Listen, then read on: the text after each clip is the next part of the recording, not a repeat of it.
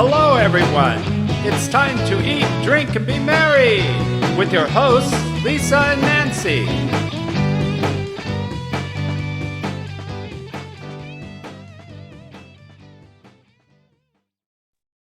It is time for Wine Time with Peggy, everyone. Welcome to Big Blend Radio's Eat, Drink, and Be Merry show.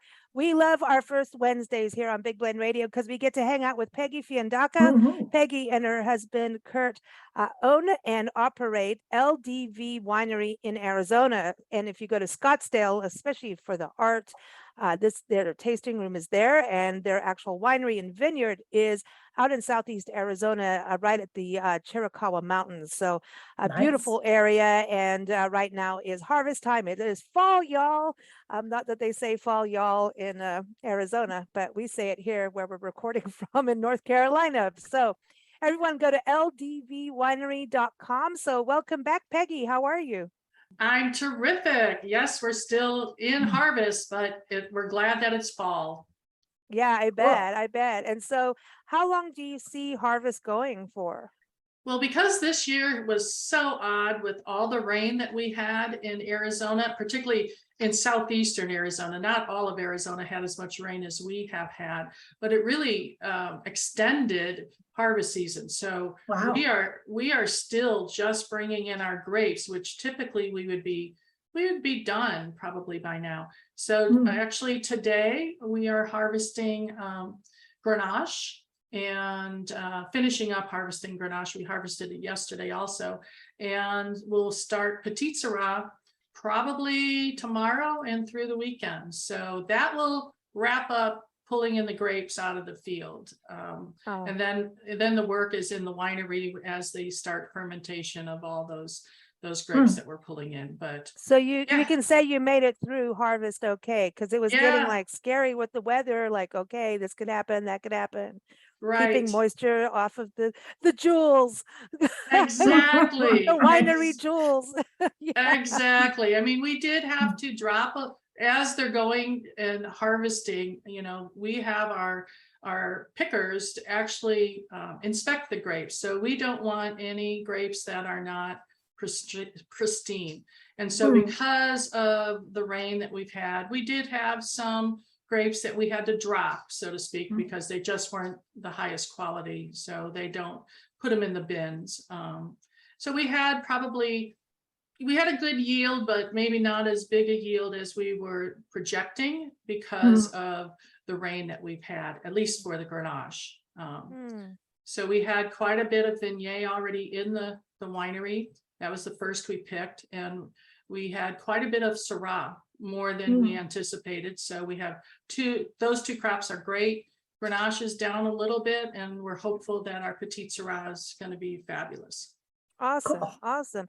I was thinking of you because, out on the farm here in North Carolina, I've been out doing the peppers and harvesting eggplant, and it's like this war. And I've decided cardinal birds, they go for the tomatoes because the tomatoes, as soon as they get red, they're like, that's my tomato. And I'm like, no, it's not. Apparently it is. So there's this whole thing going on, and we've had a lot of rain as well. And it has been humid. It went cold and then humid. And then there were some hoses that started going, like, because as the fall changes, all the plots of different vegetables and everything change. Sure. So then the hosing and the irrigation changes.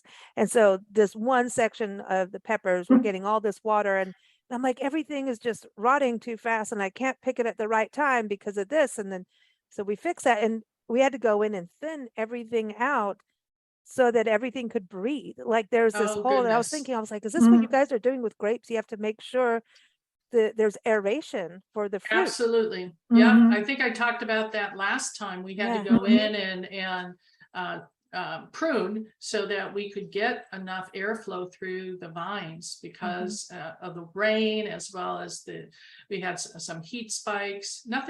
Heat was not an issue this year at all.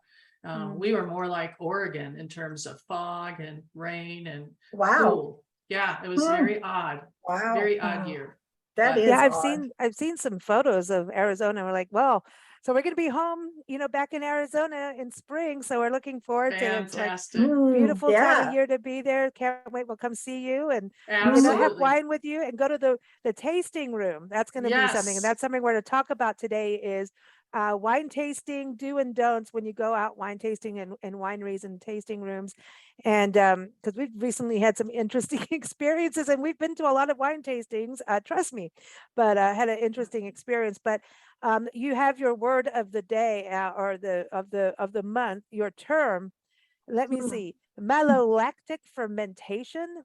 It sounds Absolutely. Good job. Yes, Wow. it is. If you've ever had a real buttery Chardonnay, Mhm. that butteriness is not because they added some kind of additive to make it taste like butter, but it's actually the Chardonnay grapes went through malolactic fermentation. And it's really not a fermentation at all. It's not because you don't add yeast. It's really what it does is it takes the tart malic acid and converts it in the wine to a softer, creamier lactic acid, which is similar to what you have in milk, right? And what it does is reduces the acidity in the wine and also releases some carbon dioxide, which is important also in the wine. So it creates that butteriness. And for example, we just released a Viognier that we allowed it to go through partial malolactic fermentation. So we didn't want to have that full buttery flavor on the Viognier, but we wanted a hint of that creaminess that also just really allowed the flavors to shine through. So it's absolutely wonderful.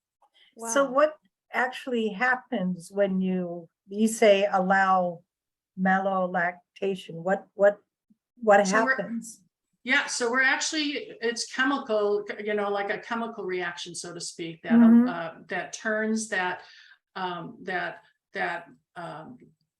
tart malolac acid into that creamier lactic acid. So it's Mhm. a reaction that occurs in the wine. So is that just by aging it? No, it's actually No? by putting in I don't want to say it's a chemical, but you're putting in God, I'm It's drawing like a blank. it's like putting yeast in it, or like Yeah, it's another- like putting yeast, but it's not Yeah. a yeast that you Okay. put in. Yep, Yeah. exactly. And it allows Yeah. that Okay. reaction to occur.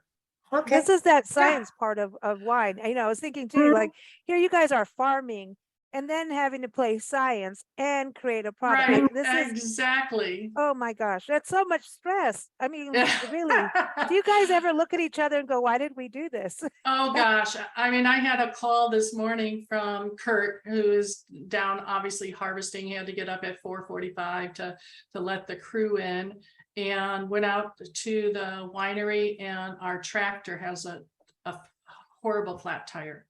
And Oh. you can't pull in the grapes, those bins, without a tractor.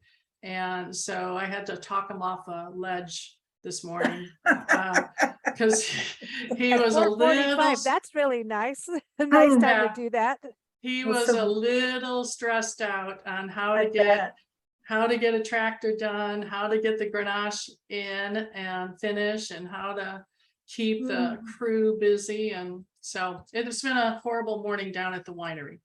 Oh, But when sorry. something like that happens, because it's really that, I mean, I just know from these peppers, like these peppers have been like, come on, dudes, everybody Yeah. wants me to pick you at this point, because if you do this and you smoke them at this point, you get this flavor profile, versus if you do them green, you got to do this. And I'm like, dude, you got to work with me on this. Yeah. But it's true. But if you miss that one day, you've lost like a crop.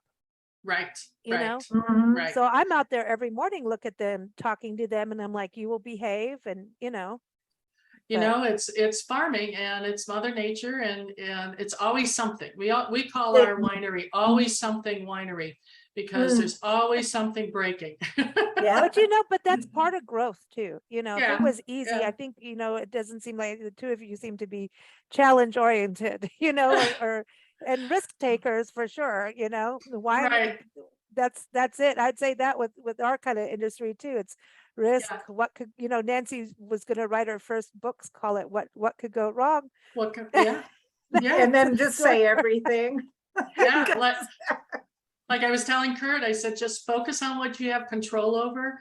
Don't wallow in the why this happened, why now, all that kind of stuff. Just, you got Move this, forward. just move forward, take one step at a time, and you're halfway through, you'll get it done, it'll get done. So, And you can have wine time at the end of the day. That's yeah, why we exactly. have The wine. motivation is that you guys really produce amazing wines. Mhm. I'll Thank never you. forget the first time, we just like, wow. And this was like down the road from where we lived, this is so Yeah. cool. And I think it's Oh, so exciting for fantastic. Arizona, to have these amazing wines come out of an area where people just think, like I always say, about we're the Sahara Desert with Gumby cactus, and it just proves we are so much more than that. But we do love our saguaros, and we do Yeah. love the cactus and the so it just, you really represent the state incredibly well in wine. And I think it's exciting, and I think this time of year, fall, winter is a big season. It's a big time for Arizona. Mhm. I understand why, having been up in the Midwest in the winter. It is time to go down, start Yeah. flocking, It's down time to to go south Arizona. and So I bet west. the tasting room probably gets busier this time of year. Oh my goodness. Yeah, it's starting to pick up. I'm already booking events all the way into December at the tasting room, some private events, Thanksgiving dinner at the tasting Wow. room. So all kinds of interesting activities going on. But that activity has picked up because summertime is our slow time. So yeah, I'm looking forward to it. But that's why this topic that we're going to talk about, wine tasting and going wine tasting, is so appropriate, because we're located right in the heart of tourism central, basically in Scottsdale. We get all kinds. We have the novice coming in for the very first time doing a wine tasting, all the way up to Napa Valley snobs, wine snobs that come in and You said it, not me. You We said didn't say it. I was trying to. I love this, and everyone, you're going to see Peggy's tips right up on our Blend Radio and TV website too. Just type in Peggy, you'll find her and her recipes and past interviews. But you had these tips, and they're really good. But I mean, there's like right in the middle of it. Don't be rude if you don't like it. Well, and must you actually swirl the wine clockwise? I've heard that so many times. It's like, what? Yeah, What?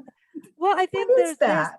that snobby attitude has ruined it for people who are curious, maybe a Correct. shy personality. So a lot of times wine tasting is being done at home, where you may lose that educational and interactive, immersive experience of going to a tasting room, finding out that story of the winery, understanding, what went into producing this amazing juice that you're savoring.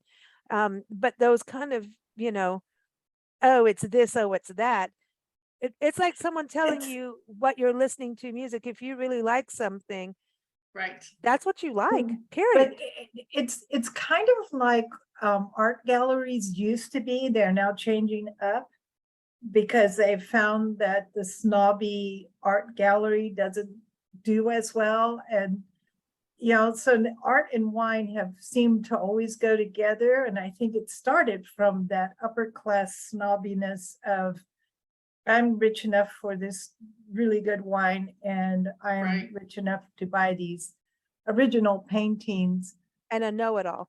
And yes. So it, and it's fixing itself now, but it has been kind of a long time, that kind of attitude. Yeah, it's amazing when we have people come in and there's several different kinds of people. One that's very novice and they're very unsure of themselves, and our wine concierge are really trained in hospitality, and we want to make wine approachable to everyone. I mean, all of my staff can talk with someone that is very knowledgeable about wine, but can also make wine very approachable to the novice and help them learn about wine. And so we'll get someone very tentative, but then we'll get what I like to call the wine snob that wants, all that they want to do is kind of project all their knowledge and pontificate about what they know instead of really enjoying what we have to offer. Or you get someone that comes in and just because they do not like the wine, they make a scene over the wine. Like I mean, the wine is made properly and it's well done, but you might not like it, and that's perfectly okay. But you don't have to say, oh my God, this wine is so bad, and dump it and make a big scene over it because you did not like the wine. And so we see all kinds in the tasting room. And Well, so I think that, yeah, I like that you bring this up because I want people to enjoy their experience as much as possible. And like you were saying, it's an art. it is. It is. And Totally. you know, you're not going to like every wine you taste, and that's perfectly okay.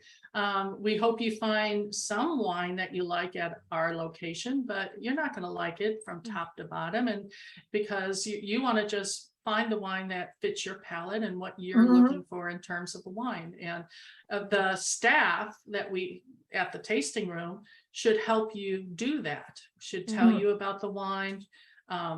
I always say you should prepare yourself as you're going to a new wine region. So if you go to Napa Valley, or if you're going up to Oregon to taste wine in the Willamette Valley, do some research ahead of time. Ask some friends where to go and learn about the grape varieties. It's amazing how many people come into our tasting room and do you have Cabernet Sauvignon, or do you have a Pinot Noir? Well, those grapes really don't grow well in Arizona. So you're not going to find them at every location. And so do a little research ahead of time so you know what kind of grape varieties and wines that are being produced in that region, and try those because they're chosen because they grow well in that region. So experiment with new wines.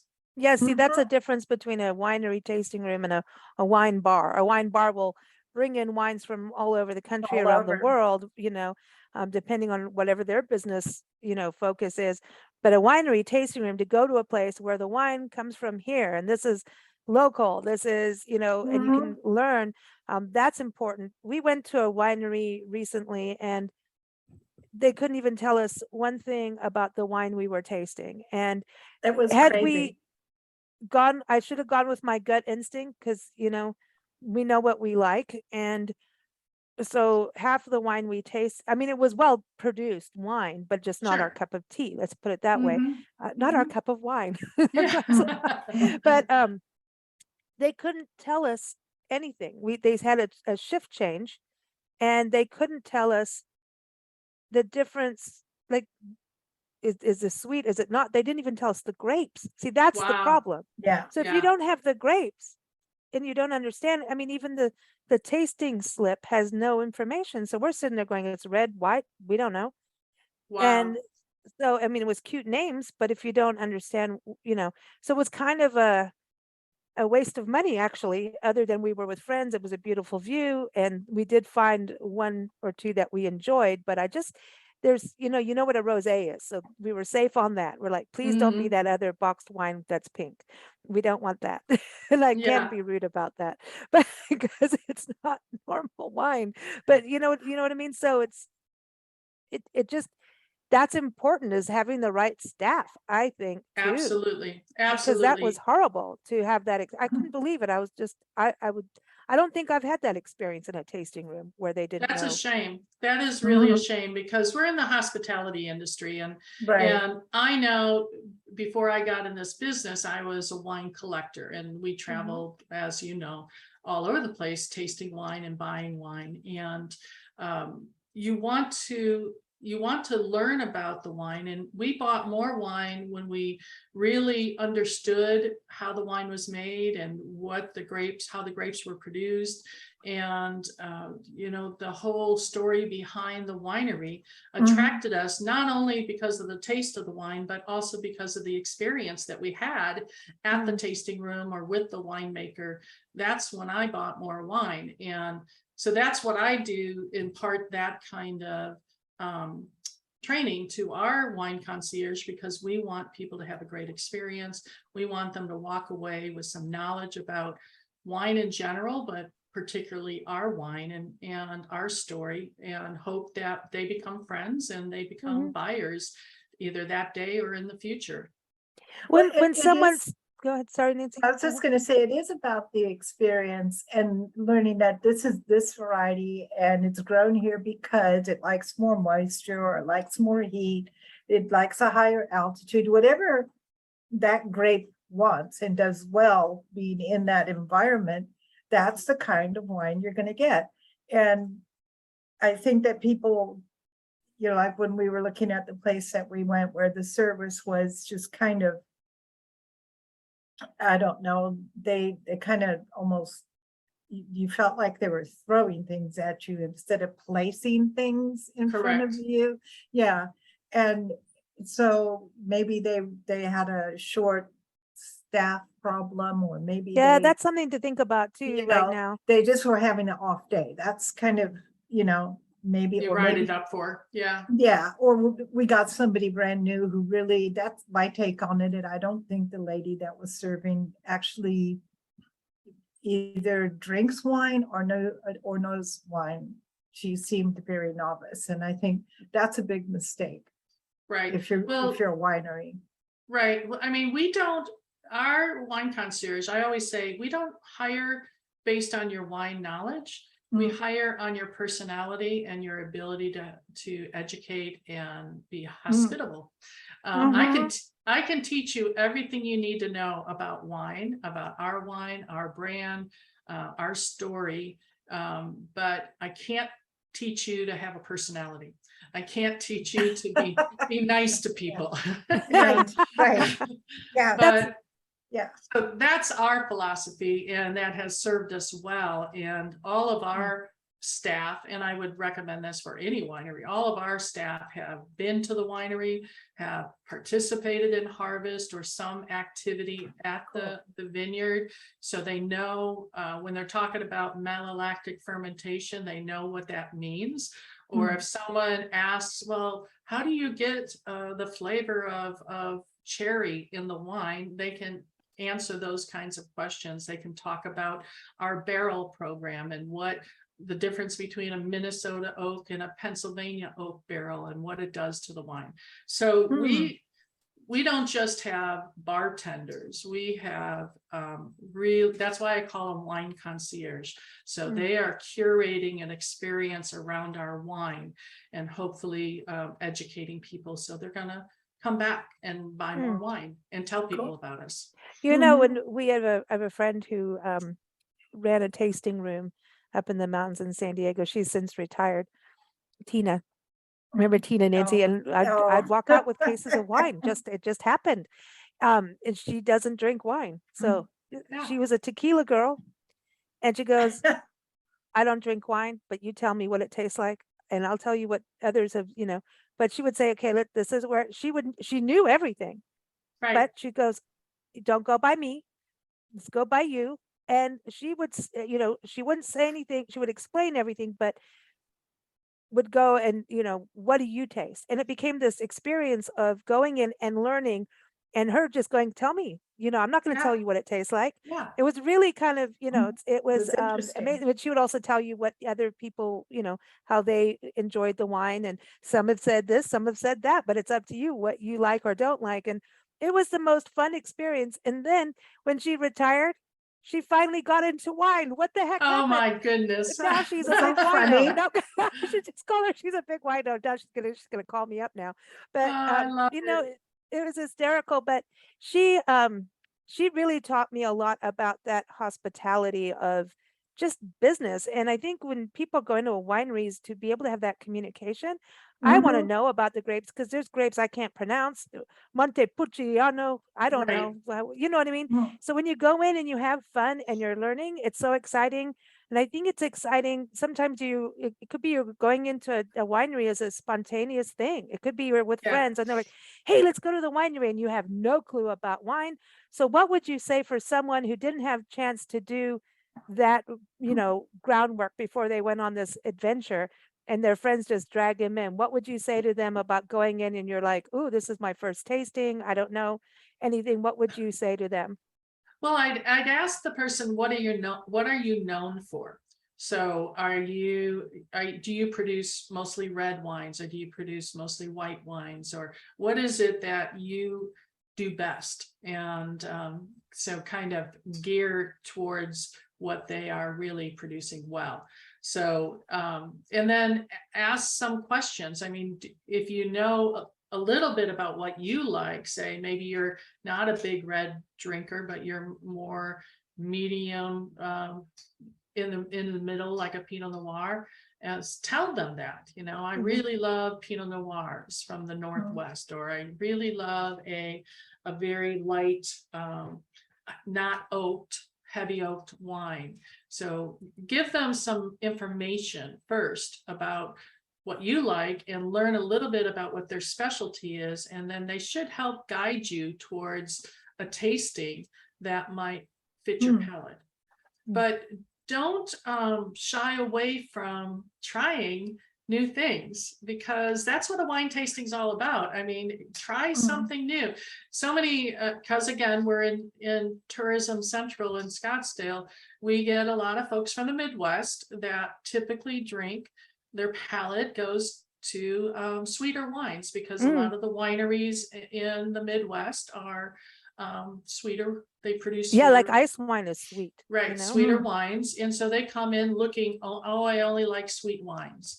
And our wine concierge will help them try to figure out, what does that mean? Are you a Kool-Aid drinker, or are you like a hint of sweetness in your wine? What is it? And they'll help guide them. And or if people come in, I only drink white wine, it's amazing how many times they'll walk out with a bottle of Grenache or a bottle of Syrah, because they've never really tasted that before in a fine wine, and fell in love with it. So listen, not everybody, just don't, hands off the Syrah, man. That's mine. But, It's mine. I loved your Syrah. Oh my gosh. Yeah, it's all good, but I think a lot of people that haven't really done a lot of wine tasting believe that red wines are stronger than white wines. So they kind of shy away from red wines, possibly. And they probably had some very bad, cheap red wines, and that made you pucker, or that were tart. I don't want to pucker. Yeah.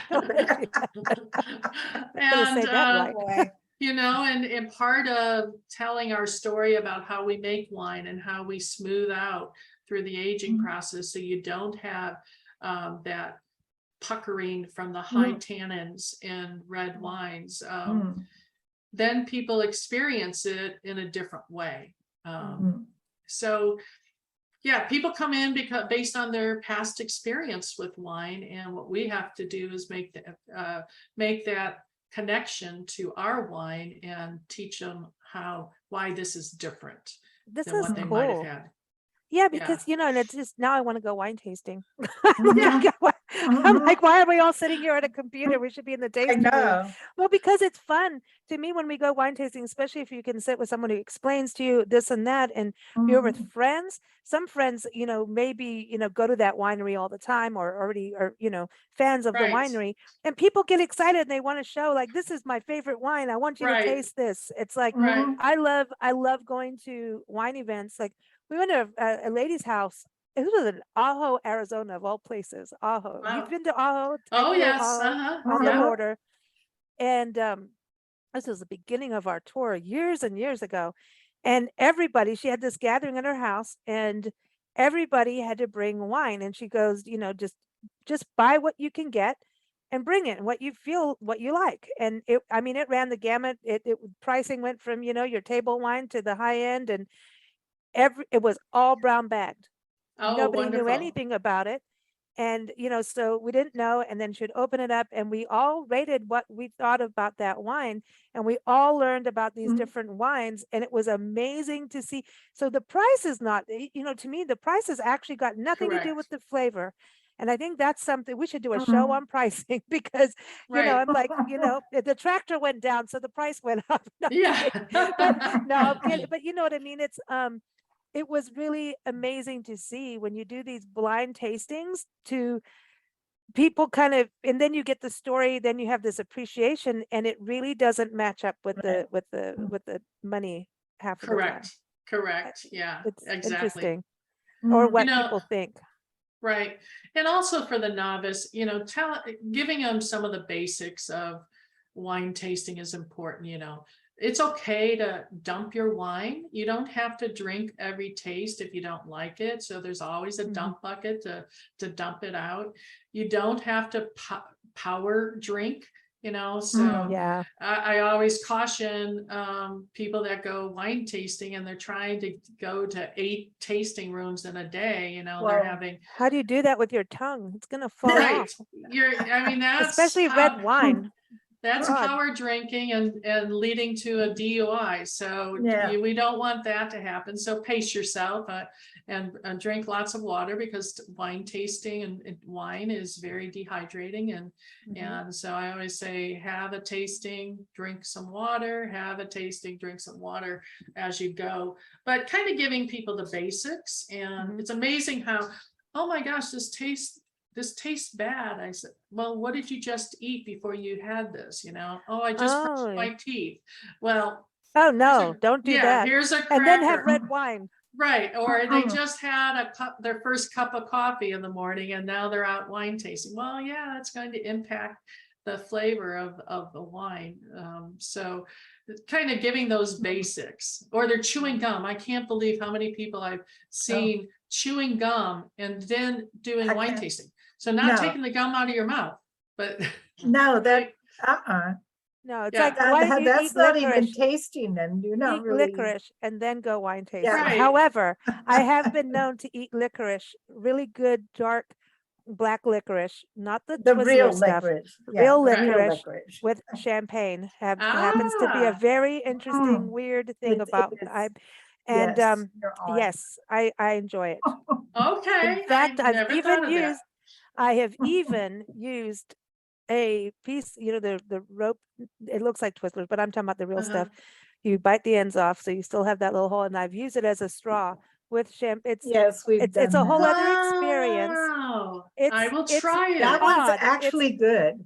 But I will tell That's people, do better not than eating the licorice. ever use champagne and straws. That is a whole other experience. You will be Right. wanting water, and you probably are going to need a lot of coffee in the morning.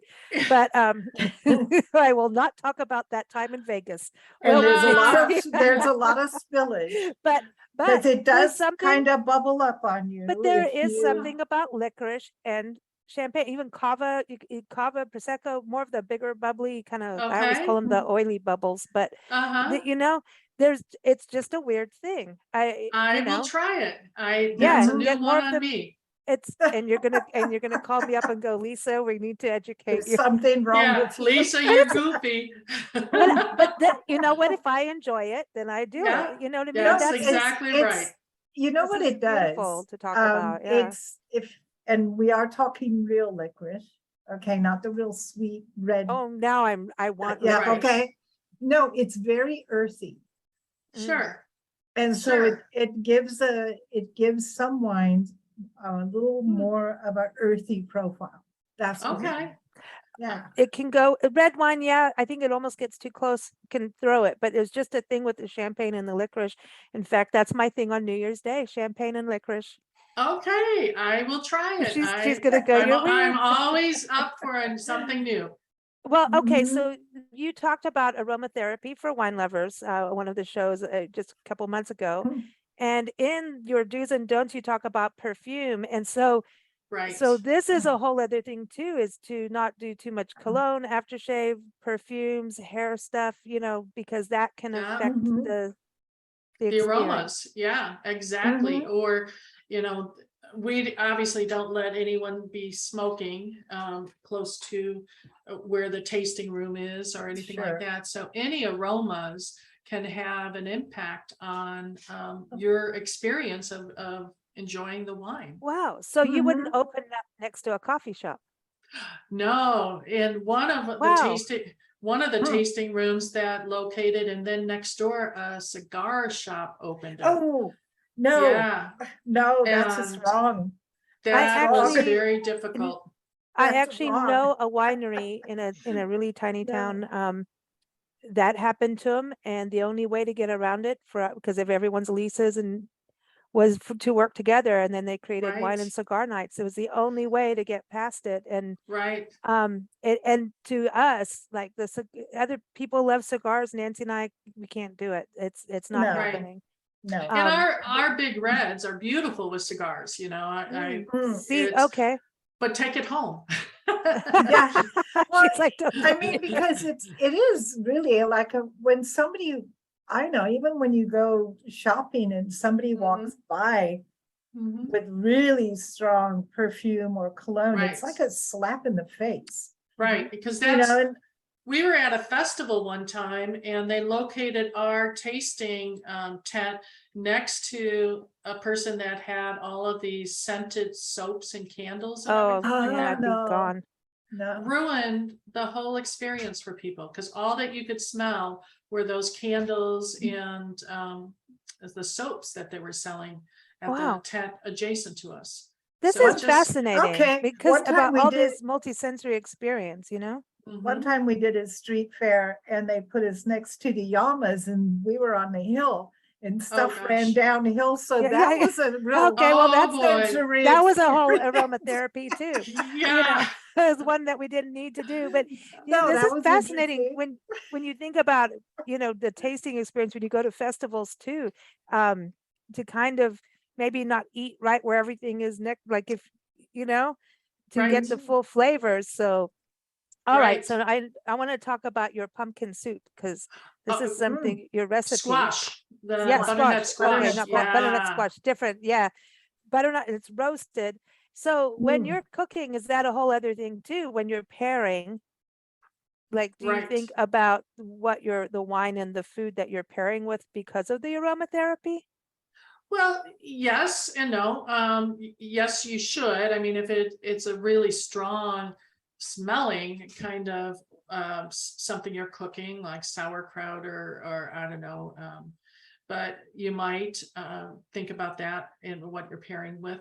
But more you want to choose the wine first. That's always my tip. Choose the wine you're going to cook or serve, and choose your meal then to pair with the wine, because you can't change the wine, but you can change how you cook. But since we're in fall now and there's wonderful produce that winter produce that comes out, and butternut squash is one of those that I just love. And this soup is incredible with a Viognier or a Sauvignon Blanc kind of wine, or even a Chardonnay that's maybe not heavily oaked, but because it could cut through the creaminess and richness of this butternut squash. So you don't soup. want cream and cream, like you wouldn't want the creamy No. Chardonnay, buttery Right. Chardonnay. Right. You want something to be able to cut through that creaminess and not overpower it or clash with it, Okay. But yeah, it's a simple soup. You roast the butternut squash, and I always like to cut it in half, take out the seeds, put it in a cooking tin or a baking tin with a little water in it, put the flesh side down and let it roast in the oven for a while until it gets soft. And then you just, scoop it out. Or you can quarter it and rub it with some olive oil, salt and pepper, put it on the sheet pan, 375, and, for an hour and a half till it really caramelizes and gets cooked. And it's just a simple preparation, and you can serve it cold or you can serve it hot, either way. And we always like spice, we're from Arizona, so we like to put a little Tabasco in the soup, either at the end or while it's cooking. Oh, I like that. Yeah, and you drizzle a little heavy cream on the top, and it's just, you could put some pomegranate seeds on it, or some pumpkin seeds or something on it to finish it. But yeah, or even some sage. Sage and squash go great, so you could fry up some sage and sprinkle that on top. And It's With just a sausage? yum. Yes, you can. Here It we would go, go it's great with sausage. sausage. And it's a good time of year to use sage too. Yes, Yeah. it is. Yeah, This would be something you exactly. could use for Thanksgiving even. Oh, Mhm. absolutely. It would be Mhm. beautiful at Thanksgiving dinner. Yep, Yeah. exactly. What out of your wines, because I know we're looking forward, people are already planning with families and everything. Correct. What would you say is some of the good wines to really look at for Thanksgiving at the A, gr- table? a Grenache is a beautiful wine for Thanksgiving. You know, the key with Thanksgiving is because you have so many different flavors on the Thanksgiving table. And unless you're offering a lot of different wines, you need to choose a wine that's going to go with the butternut squash soup and the roast turkey, or, Mm. you know, I'm Italian, the lasagna, you know, so whatever might be on the Thanksgiving table so that it can, you know, taste good with all of the different flavors. So Grenache is one of those. A Pinot Noir is one of those. A Brut Rosé Champagne is one of those that Finish could, it with some licorice, maybe Yeah, not. yeah. Well, that didn't go. that can navigate all of those different flavors that make up the Thanksgiving table.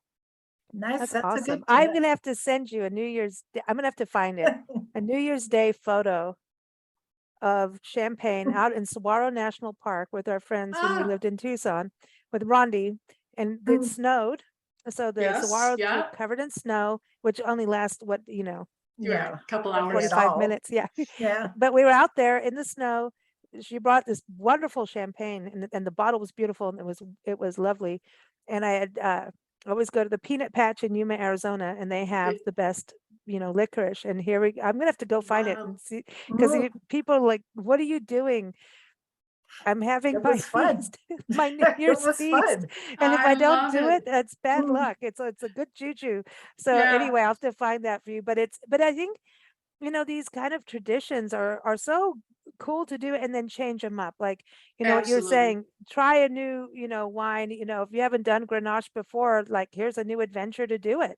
And you Right. get to taste it and you get to drink it while you're cooking, right? Yes. Oh, Of of course. course. And if you're making a dish that needs wine, make sure you're cooking with the wine you're going to serve.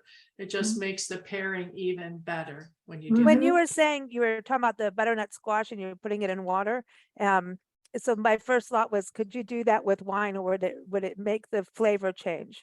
It would of the make the soup? flavor change a Yeah. little bit. I would use, a little bit of water, or just like I said, the second preparation, cut them up into cubes and toss it with olive oil and salt and pepper and let the caramelization occur. Because if you do it, steam it in a little bit of the water, you're not getting the caramelization that you would get if you roasted it with olive oil, salt and pepper. So it depends on how deep of a flavor you want from the squash. The second, roasting it with olive oil and is going That to get sounds good. a deeper flavor to the squash rather than the other way. So So you're Yeah, mixing, that you're sounds good. pureeing it all together with cream, and that's how it becomes this correct. creaminess. And Well, the no, squash is actually, this recipe uses whipping cream. whipping cream. A Okay. cup, so heavy cream, and it is made with chicken stock. Oh, Or there can you go. do- Oh, yeah. Or you can do a vegetable stock, either Oh, and one. creme fraiche on this. Oh, yeah. I love that on there. Yeah. Well, this is Yummy. always a I dangerous want to show, try. Peggy.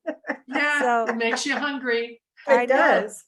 Well, obviously, we're all wine-headed, and that's your song of the Oh. day, wine-headed. I love it. We got to That's- play it. This is from our friends Johnny Master and the Mama's Boys, and we love it. We love the blues. We may have played this before on a show, but because works. have we played it? I know the last one was cheese. It was all about No, cheese. yeah, I Well, don't think wine-headed. Oh, we have to play it because Mhm. everyone, johnnymastro.com is the website to go to. They're based out of, we met him in Venice Beach many, many years ago at the Oh. beginning of our magazine, and Yeah. became big fans. And now they're based out of New Orleans, and he knows about cooking. Trust me, he's he's Mhm. Italian. Ah. It's Mastro Giovanni, if I'm pronouncing it Wow. correctly, is his full Mhm. last name. So he does know how to cook, and his band is one of the best blues Oh, it's bands on the awesome. planet. And Wow. they tour Europe all the time, and So if you go to New Orleans, you got to Yeah. go there. And if you ever do a blues festival at the winery, hint, hint, Yeah, get Johnny that Master would and the be Mama's awesome. Boys. That That would would be be. awesome. Fun. Yeah. would So be. everybody, Peggy is here every first Wednesday with Wine Time with Peggy. You can listen to her interviews. Just go to blendradioandtv.com. And of course, keep up with us at bigblendradio.com. Thank you so much, Peggy. Thanks, Thank Peggy. you. This was fun. Mhm.